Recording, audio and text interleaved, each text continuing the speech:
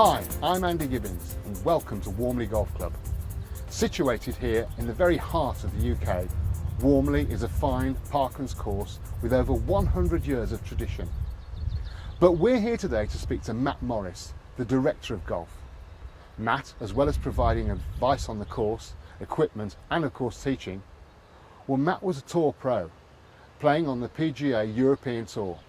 And we're going to find out what goes on inside the head of a tour pro when they're playing a tournament for real.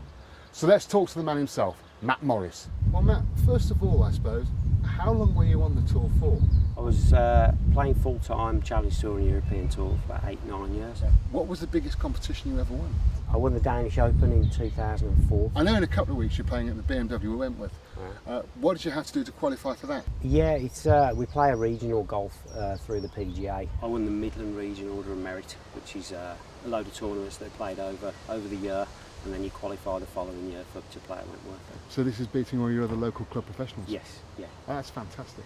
That is fantastic. Yes, it was good. Now, I've got to ask you, Matt, what was it like when you teed the ball up for the first time? What's the nerves? Tell us about the nerves. Oh yeah, it's awful. Yeah, it's awful.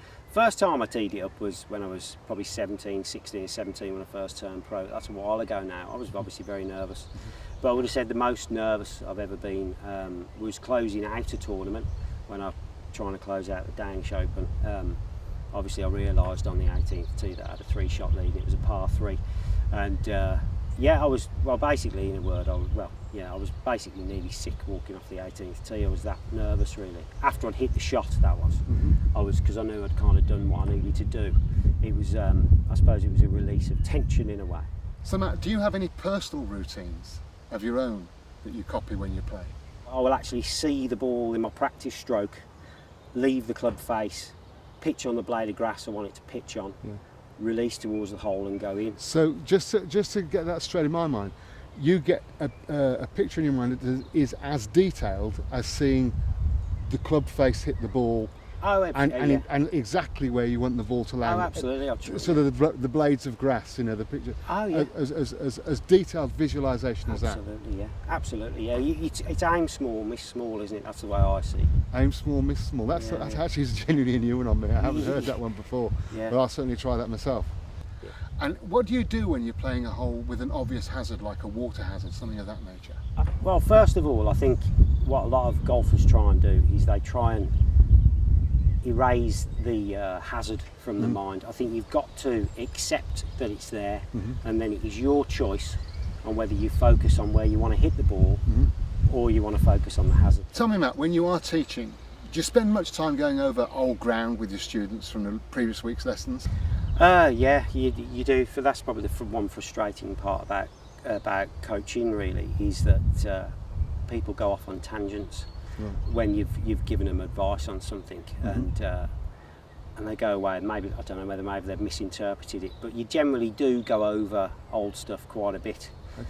The way I try and coach is try and build up solid feelings in the body, really, and always relate back to those. Now, you talk about feelings, Matt. How does the amateur golfer develop feel?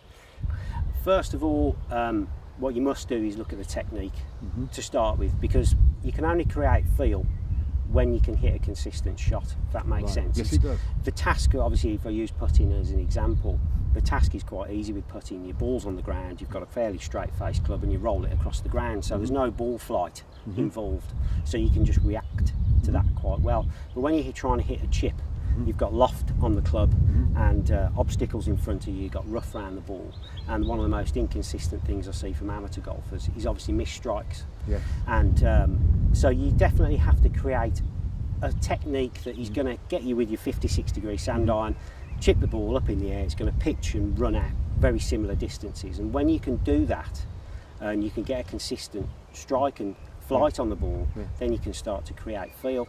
And the way I see feel is, or feel, I suppose, is by picturing the ball flight. I will actually see the ball in my practice stroke, leave the club face, pitch on the blade of grass I want it to pitch on.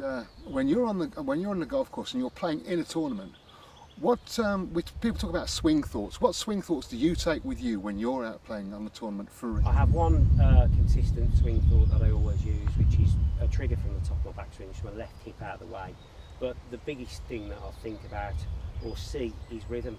I have a picture and a video of a pace of swing that I like to copy in my mind, and I replay that video, and then I just step into the video and let myself go at that speed. That's fantastic, it really is. Matt Morris, thank you very much indeed. Thank you. Thank Cheers. you. Matt Morris, ladies and gentlemen.